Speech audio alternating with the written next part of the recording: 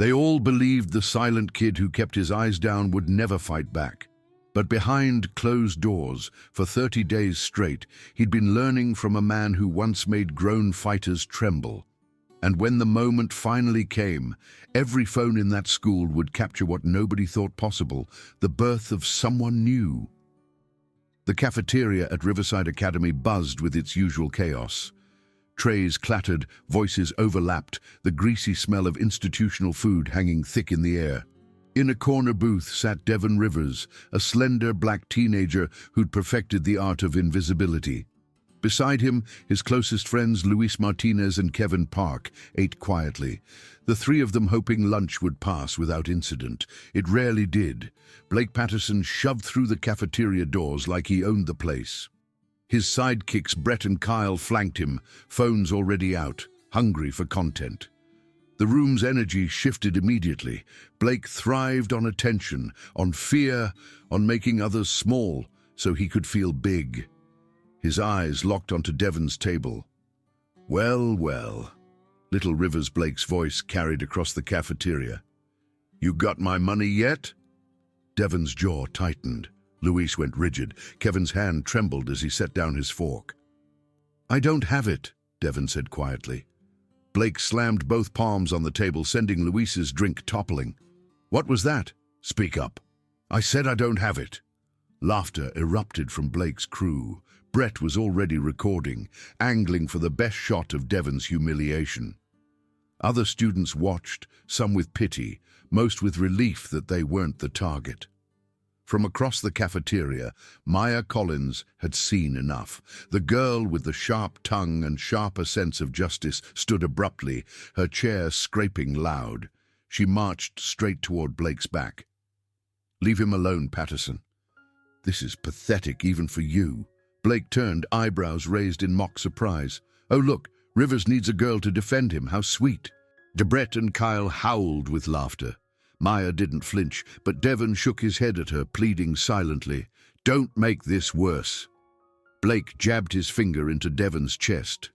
$200. You've got 1 week, or I'll make sure everyone remembers what happens when you don't pay up." He swept his arm across the table, scattering food and drinks before strutting away, his crew trailing behind like hyenas. Devon grabbed napkins with shaking hands, cleaning up the mess while avoiding the stares burning into him. Maya stood frozen, fists clenched. "You can't keep letting him do this." "I don't want you getting hurt because of me," Devon replied, his voice barely above a whisper. After school, Devon slipped out through the side gate, Luis and Kevin walking silently beside him. The weight of shame hung heavy between them. "You could tell someone," Kevin offered weakly. Devon just shook his head. They wouldn't understand. Authority figures at Riverside Academy had a convenient way of looking past what they didn't want to see. That afternoon, Devon trudged home to the small house where the smell of his mother's cooking usually brought comfort. Angela Rivers noticed immediately that something was wrong. "How was school, baby?" "Fine, Mom." But his eyes told a different story. Later that night, alone in his room, Devon opened his sketchbook. He drew what he always drew, a fighter standing tall in a boxing ring, fearless and strong, everything he wasn't. "I wish I could be like that," he whispered to the empty room. The next morning brought fresh dread. Devon kept his head down, walking to school, but the whistle that cut through the air made his stomach drop.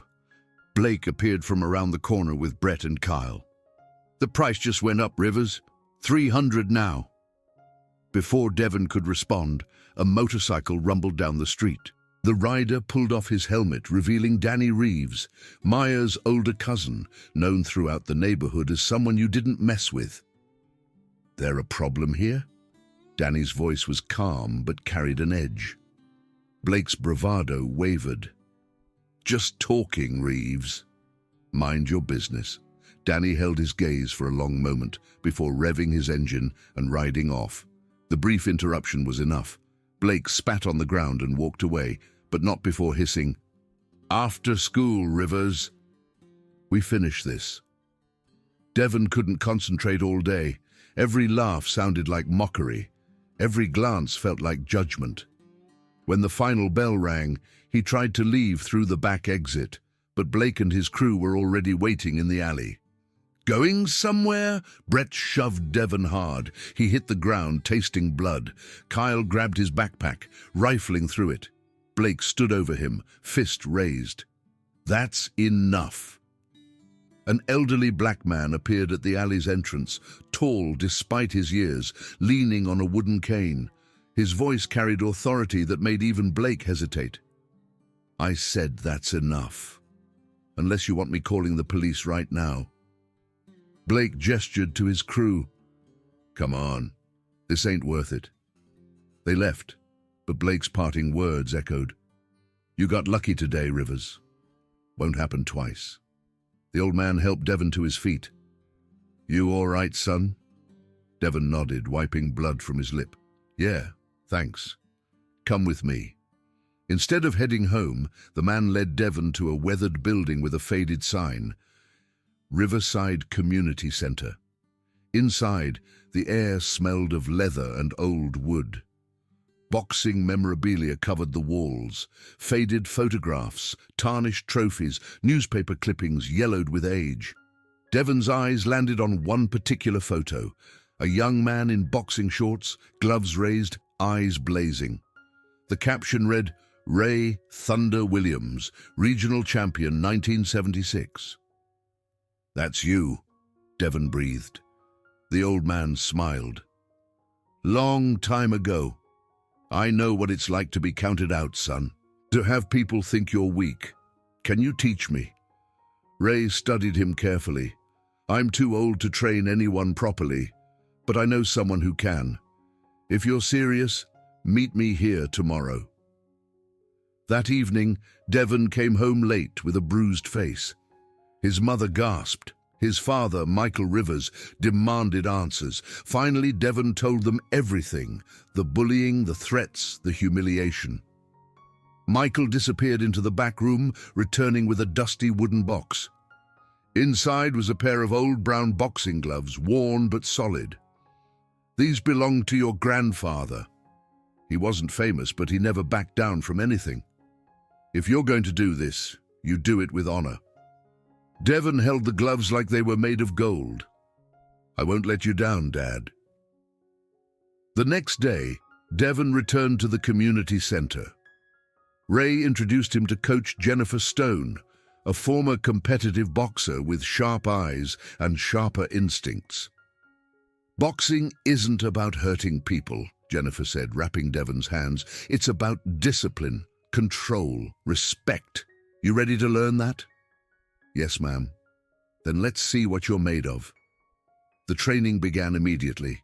Jump rope until Devon's legs burned. Push-ups until his arms shook. Shadow boxing until sweat poured like rain. Jennifer was relentless, correcting every movement, demanding precision.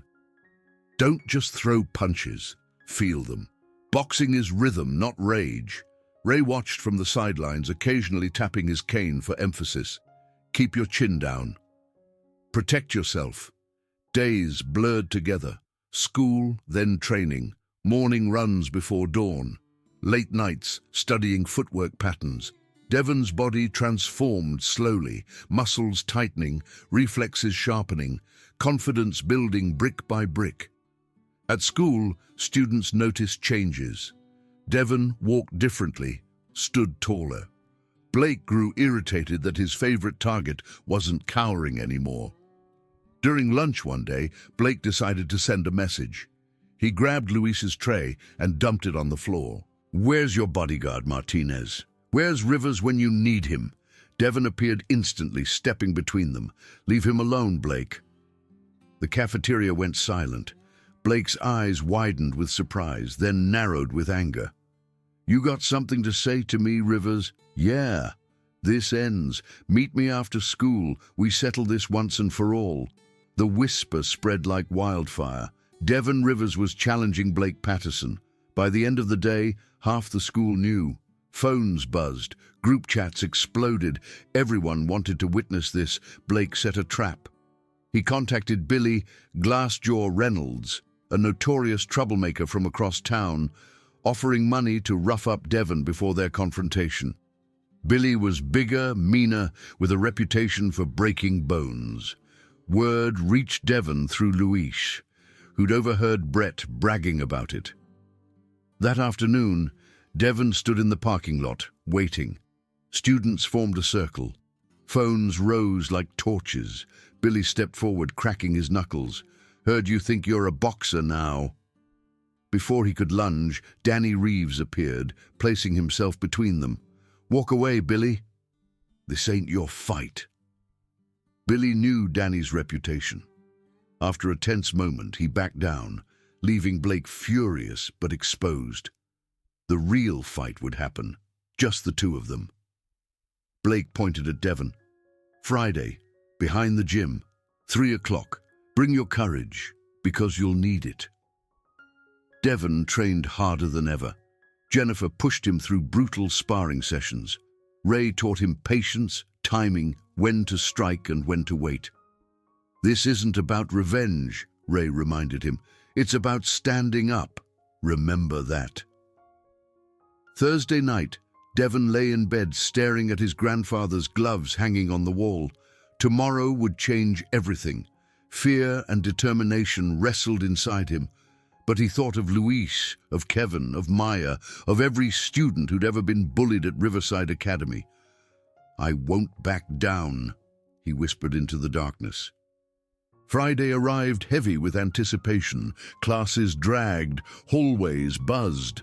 By the time the final bell rang, hundreds of students poured toward the gym's back lot.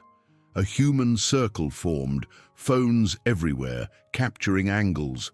Blake entered first, confident and sneering. Brett and Kyle flanked him, recording everything. Then Devon appeared, grandfather's gloves tucked in his backpack. He stepped into the circle quietly, eyes locked on Blake. Ray stood at the edge, leaning on his cane. Jennifer folded her arms nearby. Neither would intervene unless necessary. 2 rounds, Ray announced. 2 minutes each. No weapons. Fight ends when someone can't continue or gives up. The crowd roared approval. Blake cracked his neck, bouncing on his toes. "This'll be quick." Round 1 began. Blake charged forward with wild haymakers, trying to overwhelm Devon immediately. Devon backed away, remembering Jennifer's drilling. "Breathe. Keep your guard up. Don't panic." Blake's first punch whistled past Devon's ear.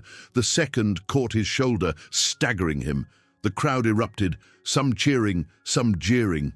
"Move, Devon!" Louis screamed from the outer ring. Devon steadied himself. He didn't counter yet, just slipped punches, maintained distance, let Blake exhaust himself. A minute passed. Blake's breathing grew labored. His punches slowed. Devon remembered the slipline drills, ducking under that taut rope hundreds of times. He dropped low, slipped under Blake's right hook, and snapped a quick jab that caught Blake's forehead. Not powerful, but enough. The crowd gasped. Blake had been hit, in front of everyone. The timer beeped. Round 1 ended. Ray leaned close to Devon. "Good. Now control the pace. Wait for your opening." Round 2 began. This time, Devon didn't retreat. He circled, using jabs to control space. Blake lunged with a heavy cross. Devon slipped left, exactly like practice, and countered with a clean cross to Blake's chin. Crack. The sound silenced the crowd momentarily. Blake staggered, eyes wide with shock. Then pandemonium. The circle erupted. "Devon! Devon!" Some students chanted his name. Others pulled out their phones, recording frantically. Blake stumbled but didn't fall. He threw wild hooks, desperate now. Devon kept his guard high, dodging each one. Then he snapped another jab, square into Blake's nose. Blood spurted, red dripped onto the concrete. Brett and Kyle tried to rush in, but Jennifer's voice cut through. "Rules are rules. Interfere and I'm calling the police." Students shouted them down. "Let them finish. Let them finish." Blake dropped to one knee, gasping. Devon stood over him, gloves still raised. But instead of finishing him, Devon stepped back. "It's over, Blake. From now on, you leave everyone alone. All of us." The circle fell silent. Devon hadn't won with a knockout. He'd won by choosing restraint, by showing strength through control. Blake looked up, blood streaming from his nose, humiliation burning in his eyes. But his body was done. He had nothing left. "You'll regret this," he hissed. But everyone had seen, every phone had captured it. Devon Rivers standing tall, unbroken, while Blake Patterson crumbled. Ray's eyes glistened with pride. Jennifer gave a small nod. Luis and Kevin embraced, crying openly. Maya stood close by, whispering, "You did it." The crowd erupted into cheers that echoed across Riverside Academy. From that moment on, everything changed. Within hours, the video spread across social media. Views climbed into the thousands, then tens of thousands. Comments flooded in. "Never underestimate the quiet ones. This is what courage looks like. Devon Rivers is a hero." The next morning, a reporter named Jessica Martinez arrived at the school. She wanted to interview Devon, to tell his story. During lunch, with cameras rolling and students watching, Devon spoke calmly.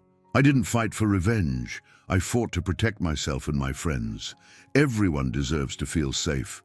When asked what message he hoped people would take away, Devon looked directly into the camera.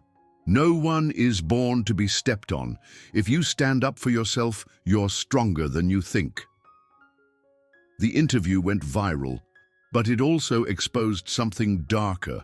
Anonymous students came forward with evidence that Blake and his crew had been running an extortion racket for years, threatening students and collecting money. Parents erupted in fury. Principal Morrison was forced to hold a public forum, the auditorium packed with angry families demanding accountability. Devon stood at the microphone, his voice steady. "I don't want revenge. I just want every student here to come to school without being afraid." The crowd rose in standing ovation. Even students who'd remained silent before now found their voices, sharing their own stories of Blake's bullying. Blake was suspended indefinitely. Brett and Kyle were mandated to rehabilitation programs. More importantly, Riverside Academy implemented sweeping changes: a 24-hour bullying hotline, additional security cameras, peer support groups, mandatory self-defense classes, and regular workshops on respect and inclusion. Ray and Jennifer launched free weekend self-defense classes at the community center. The first session drew over 50 people, students, parents, even some teachers. Devon helped demonstrate techniques, and the gym filled with laughter instead of fear. Walking through school halls now, students nodded at Devon respectfully. Some even started calling him Coach Rivers. He smiled but stayed humble, knowing he wasn't a hero, just someone who'd been scared and learned to face that fear. Maya walked beside him one afternoon, gently squeezing his hand. "You changed this whole school." "I just did what needed doing," he replied. That weekend, Jessica Martinez returned for a final interview. "If you could give advice to students facing bullying anywhere, what would you say?" Devon looked into the camera, his voice carrying the weight of experience. "Never believe you're powerless. Don't suffer in silence. Find help, train yourself, believe in yourself. Real strength isn't about dominating others, it's about protecting them." The message resonated across the country. Thousands of students shared their own stories, thanking Devon for giving them courage. One evening, Devon hung his grandfather's gloves back on his bedroom wall. Moonlight streamed through the window, illuminating the worn leather. He'd drawn a new sketch, not just a lone fighter, but someone surrounded by friends, all standing together. At the community center, Ray sat with Jennifer watching the news coverage. "That boy went further than I ever imagined," he murmured. "He didn't just learn to fight," Jennifer replied. "He learned when not to fight. That's the real lesson." Devon's story didn't end with a punch. It ended with transformation of himself, his friends, his school, his community. He proved that quiet strength could roar louder than violence, that discipline could triumph over aggression, that one person choosing to stand up could inspire countless others. Riverside Academy would never forget the day the silent boy became a symbol.